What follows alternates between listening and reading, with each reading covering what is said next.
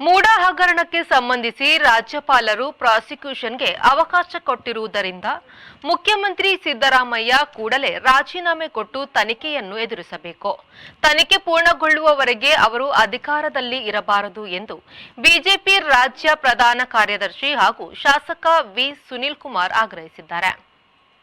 ಉಡುಪಿಯಲ್ಲಿ ಮಾಧ್ಯಮದೊಂದಿಗೆ ಮಾತನಾಡಿದ ಅವರು, ಮೂಡ ಹಗರಣಕ್ಕೆ ಸಂಬಂಧಪಟ್ಟಂತೆ ರಾಜ್ಯಪಾಲರಿಗೆ 3 ಮಂದಿ ಸಾಮಾಜಿಕ ಕಾರ್ಯಕರ್ತರು ದೂರು ಕೊಟ್ಟಿದ್ದಾರೆಯೇ ಹೊರತು ಬಿಜೆಪಿ ನೀಡಿಲ್ಲ. ರಾಜ್ಯಪಾಲರು ವಿವರಣೆ ಕೇಳಿದ್ದರೂ ಯಾವುದೇ ವಿವರಣೆಯನ್ನು ಆ ಸಂದರ್ಭ ಮುಖ್ಯಮಂತ್ರಿಗಳು ನೀಡಿಲ್ಲ. ಕರ್ನಾಟಕದ ರಾಜಕೀಯಕ್ಕೆ ಇತಿಹಾಸ ಮತ್ತು ಪರಂಪರೆ ಇದೆ. ಆದುದರಿಂದ ಮುಖ್ಯಮಂತ್ರಿಗಳು ಒಂದು ಕ್ಷಣ ಕೂಡ ಆ ಸ್ಥಾನದಲ್ಲಿ ಇರಬಾರದು ಎಂದರು. ತನಿಖೆಯನ್ನು ಮಾಡುತ್ತೇವೆ ಎಂಬ ನೆಪಗಳನ್ನು ಸರ್ಕಾರ ಒಡ್ಡಬಾರದು. ತನಿಖೆಯಾಗಿ ಆರೋಪ ಮುಕ್ತರಾಗುವವರೆಗೆ ಮುಖ್ಯಮಂತ್ರಿ ಕುರ್ಚಿಯನ್ನು ಸಿದ್ದರಾಮಯ್ಯ ತ್ಯಾಗ ಮಾಡಲಿ.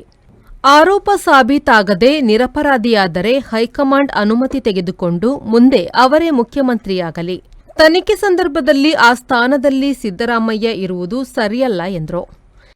ಮೂಡ ಹಗರಣಕ್ಕೆ ಸಂಬಂಧಪಟ್ಟಂತೆ ರಾಜ್ಯಪಾಲರು ಇವತ್ತು ಪ್ರಾಸಿಕ್ಯೂಷನ್ಗೆ ಅನುಮತಿಯನ್ನು ನೀಡಿದ ತಕ್ಷಣದಲ್ಲಿ ಮುಖ್ಯಮಂತ್ರಿಗಳು ರಾಜೀನಾಮೆಯನ್ನು ಕೊಡಬೇಕಾಗಿತ್ತು. ಬಂಡತನದ ಪರಮಾವಧಿಯನ್ನು ದೂರ ಮಾಡಿ ನೈತಿಕತೆಯ ಒಂದು ಸಿದ್ಧಾಂತವನ್ನು ಹೇಳಿದಂಥ ಮುಖ್ಯಮಂತ್ರಿಗಳು ತಕ್ಷಣ ಇವತ್ತು ನೈತಿಕತೆಯನ್ನು ಹೊಣೆ ಹೊತ್ತು ರಾಜೀನಾಮೆಯನ್ನು ಕೊಡಬೇಕು, ತನಿಖೆಯನ್ನು ಎದುರಿಸಬೇಕು. ತನಿಖೆ ಪೂರ್ಣಗೊಳ್ಳುವವರೆಗೆ ಅವರು ಯಾವುದೇ ಅಧಿಕಾರದಲ್ಲಿ ಮುಂದುವರಿಯುವಂತ ನೈತಿಕತೆಯನ್ನ ಮುಖ್ಯಮಂತ್ರಿಗಳು ಕಳೆದುಕೊಂಡಿದ್ದಾರೆ. ರಾಜ್ಯಪಾಲರ ನಡೆಯನ್ನ ಕಾಂಗ್ರೆಸ್ಸಿನ ಎಲ್ಲ ಸಚಿವರು ಬಹಳ ದೊಡ್ಡ ಪ್ರಮಾಣದಲ್ಲಿ ಇವತ್ತು ಪ್ರಶ್ನೆಯನ್ನ ಮಾಡ್ತಾ ಟೀಕೆಯನ್ನ ಮಾಡ್ತಾ ಇದ್ದಾರೆ. ಕೇಂದ್ರ ಸರ್ಕಾರದ ವಿರುದ್ಧ ಟೀಕೆಯನ್ನ ಮಾಡಿ ರಾಜ್ಯಪಾಲರ ಭಾಷಣ ಮಾಡಿಸಿದಾಗ ರಾಜ್ಯಪಾಲರು ಬಹಳ ಪಕ್ಷಾತೀತವಾಗಿ ನಡ್ಕೊಳ್ಳಿಲ್ಲ, ಚೆನ್ನಾಗಿ ಮಾಡಿದ್ದಾರೆ ಎನ್ನುವಂತ ಮಾತನ್ನು ಅವತ್ತು ಹೇಳಿದರು. ಅಂದ್ರೆ ತಮಗೆ ಬೇಕಾದಾಗ ಬಾರಿ ಒಳ್ಳೆಯವರು, ತಮಗೆಲ್ಲೋ ವಿರುದ್ಧವಾಗಿ ನಡೀತಾ ಇದೆ ಅಂತಂದಾಗ ಅದು ಸರಿ ಇಲ್ಲ ಅನ್ನುವಂಥ ಮಾತನ್ನ ಇವತ್ತು ಮಂತ್ರಿಗಳಾದಿಯರೆಲ್ಲರೂ ಕೂಡ ಹೇಳ್ತಾ ಇರುವಂತದ್ದು ಸರಿಯಲ್ಲ. ಮೂಡ ಹಗರಣಕ್ಕೆ ಸಂಬಂಧಪಟ್ಟಂತೆ ಈಗಾಗಲೇ 3 ಜನ ಖಾಸಗಿ ವ್ಯಕ್ತಿಗಳು ದೂರನ್ನ ಕೊಟ್ಟಿದ್ದಾರೆ. ರಾಜ್ಯಪಾಲರಿಗೆ ಬಿಜೆಪಿ ದೂರನ್ನ ಕೊಟ್ಟಿದ್ದಲ್ಲ, ಬೇರೆ ಬೇರೆಯವರು ಸಾಮಾಜಿಕ ಕಾರ್ಯಕರ್ತರು, ಕಾನೂನು ತಜ್ಞರು ಇವತ್ತು ದೂರನ್ನ ಕೊಟ್ಟ ನಂತರ ರಾಜ್ಯಪಾಲರಿಗೆ ಸಂಬಂಧಪಟ್ಟಂತೆ ವಿವರಣೆಯನ್ನು ಕೂಡ ಕೇಳಿದ್ರು. ಇದು ಯಾವುದಕ್ಕೂ ವಿವರಣೆಯನ್ನ ಕೊಡದಲೇ ಇರುವಂತ ಸರ್ಕಾರ ಮತ್ತು ಮುಖ್ಯಮಂತ್ರಿಗಳು ಇವತ್ತು ಬಂಡತನದನ್ನ ವರ್ತಿಸ್ತಾ ಇರುವಂತದ್ದು ರಾಜ್ಯಕ್ಕೆ ಇವತ್ತು ಅಪಮಾನ ಮಾಡಿದಂತಾಗುತ್ತೆ.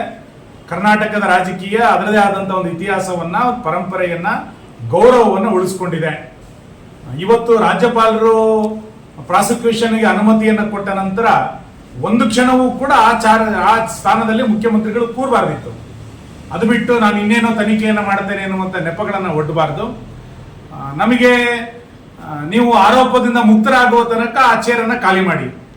ಆರೋಪದಿಂದ ನೀವು ಸಾಬೀತಾಗಲಿಲ್ಲ, ನೀವು ಅದಕ್ಕೆ ನಿರಪರಾಧಿ ಆದ ನಂತರ, ನಿರಪರಾಧಿ ಅಂತ ಅನಿಸಿದ್ರೆ ನಂತರ ಹೈಕಮಾಂಡಿನ ಅನುಮತಿ ತೆಗೆದುಕೊಂಡು ನೀವೇ ಮುಖ್ಯಮಂತ್ರಿಗಳಾಗಿ, ನಮ್ದೇನು ವಿರೋಧ ಇಲ್ಲ.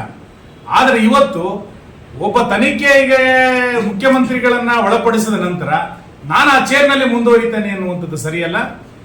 ಕಾಂಗ್ರೆಸ್ಸಿನ ಬಂಡತನ ಎಲ್ಲಿಯ ತನಕ ಅಂತಂದ್ರೆ ರಾಜ್ಯಪಾಲರ ನಡೆಯನ್ನು ಇವತ್ತು ಅವ್ರು ಪ್ರಶ್ನೆ ಮಾಡ್ತಾರೆ, ನಾಳೆ ನ್ಯಾಯಾಲಯವನ್ನು ಕೂಡ ಕಾಂಗ್ರೆಸ್ ಪ್ರಶ್ನೆ ಮಾಡಿಬಿಡಬಹುದು. ಹಾಗಾಗಿ ಇಂಥ ಸಂವಿಧಾನ ವಿರೋಧಿಗಳಿಗೆ ಅವಕಾಶವನ್ನು ಕೊಡದೆ ರಾಜ್ಯಪಾಲರು ನಿಮಗೆ ವಿವರಣೆಯನ್ನ ಕೇಳಿದ್ರು, ಕಾಲಾವಕಾಶವನ್ನು ಕೊಟ್ಟಿದ್ರು, ಕಾನೂನು ತಜ್ಞರ ಅಭಿಪ್ರಾಯವನ್ನ ಕೇಳಿ ಈ ನಿರ್ಧಾರಕ್ಕೆ ಬಂದಿರ್ತಾರೆ. ತಕ್ಷಣ ಮುಖ್ಯಮಂತ್ರಿಗಳು ತಮ್ಮ ಸ್ಥಾನಕ್ಕೆ ರಾಜೀನಾಮೆಯನ್ನು ಕೊಡಬೇಕು. ಇವತ್ತು ಅಥವಾ ನಾಳೆ ಒಳಗೆ ರಾಜೀನಾಮೆ ಕೊಡಲಿಲ್ಲ ಅಂತಾದ್ರೆ ಸೋಮವಾರದಿಂದ ಬಹಳ ದೊಡ್ಡ ಪ್ರಮಾಣದಲ್ಲಿ ಕರ್ನಾಟಕದಾದ್ಯಂತ ಬಿಜೆಪಿ ಹೋರಾಟವನ್ನು ಕೈಗೆತ್ತಿಕೊಳ್ಳುತ್ತೆ. ಶಾಸಕರು ಬೆಂಗಳೂರಿನಲ್ಲಿ ಪ್ರತಿಭಟನೆಯನ್ನು ಮುಂದುವರಿಸ್ತಾರೆ. ಬಿಜೆಪಿ ಜಿಲ್ಲೆಗಳಲ್ಲಿ, ತಾಲೂಕುಗಳಲ್ಲಿ ಬಹಳ ದೊಡ್ಡ ಪ್ರತಿಭಟನೆಯನ್ನ ಮಾಡಬೇಕು ಅನ್ನುವಂಥ ಯೋಚನೆ ಈಗಾಗಲೇ ನಾವು ಮಾಡಿದ್ದೇವೆ. ತಕ್ಷಣ ಮುಖ್ಯಮಂತ್ರಿಗಳ ರಾಜೀನಾಮೆಯನ್ನು ಕೊಡಬೇಕು ಅಂತೇಳಿ ನಾನು ಮತ್ತೆ ಆಗ್ರಹವನ್ನು ಪಡಿಸ್ತೇನೆ. ಅಲ್ಲ, ಒಂದು ಆಡಳಿತ ಪಕ್ಷದಲ್ಲಿರುವಂತವರು ಜನಾಂದೋಲನವನ್ನು ಮಾಡುವಂಥದ್ದು, ಒಂದು ಆಡಳಿತ ಪಕ್ಷದಲ್ಲಿರುವಂತವರು ಪ್ರತಿಭಟನೆಯನ್ನು ಮಾಡುವಂಥದ್ದು ಎಷ್ಟರ ಮಟ್ಟಿಗೆ ಸರಿ? ಮತ್ತು ರಾಜ್ಯಪಾಲರ ನಡೆಯನ್ನ, ರಾಜ್ಯಪಾಲರ ಈ ರೀತಿ ಪ್ರಾಸಿಕ್ಯೂಷನ್ ಕೊಡ್ತಾರೆ, ಇದು ಮೊದಲನೇ ಬಾರಿ ಅಲ್ಲ. ಹಿಂದೆ ಲಾಲು ಪ್ರಸಾದ್ ಅವರ ವಿರುದ್ಧ ಕೊಟ್ಟಿದ್ರು, ಜಯಲಲಿತಾ ವಿರುದ್ಧ ಕೊಟ್ಟಿದ್ರು, ಯಡಿಯೂರಪ್ಪನವರ ವಿರುದ್ಧ ಕೊಟ್ಟಿದ್ರು. ಆ ಎಲ್ಲ ಸಂದರ್ಭದಲ್ಲಿ ಅವತ್ತಿನ ಎಲ್ಲ ಮುಖ್ಯಮಂತ್ರಿಗಳು ಕೂಡ ರಾಜೀನಾಮೆಯನ್ನು ಕೊಟ್ಟು ತನಿಖೆಯನ್ನು ಎದುರಿಸಿದ್ರು. ತನಿಖೆಯಲ್ಲಿ ನಿರಪರಾಧಿ ಆದ ನಂತರ ಅವರೆಲ್ಲರೂ ಮತ್ತೆ ಮುಖ್ಯಮಂತ್ರಿ ಆಗಿದ್ರು. ಹಾಗಾಗಿ ಇವತ್ತು ತನಿಖೆಯನ್ನು ಒಬ್ಬ ಮುಖ್ಯಮಂತ್ರಿ ಎದುರಿಸಬೇಕಾಗಿರುವಂತಹ ಸಂದರ್ಭದಲ್ಲಿ ಆ ಸ್ಥಾನದಲ್ಲಿ ಇರುವಂತದ್ದು ಸರಿಯಲ್ಲ. ಸಿದ್ದರಾಮಯ್ಯನವರ ನಡೆ ಯಾವ ರೀತಿ ಅಂತ ಕೇಳಿದ್ರೆ, ತಮ್ಮ ಮೇಲೆ ಆರೋಪಗಳು ಬಂದಾಗ ಅದು ಕಷ್ಟ ಆಗುತ್ತೆ ಅಂತಂದಾಗ ಲೋಕಾಯುಕ್ತವನ್ನೇ ಬಲಯುತ ಆಗಿದ್ದಂತ ಲೋಕಾಯುಕ್ತವನ್ನ ತೆಗೆದು SEB ಯನ್ನ ರಚನೆ ಮಾಡಿದಂತರು ಅವತ್ತಿನ ಸಿದ್ದರಾಮಯ್ಯನವರು ಮುಖ್ಯಮಂತ್ರಿಗಳಾಗಿದ್ದಾಗ. Sreejith, V4 news, Udupi.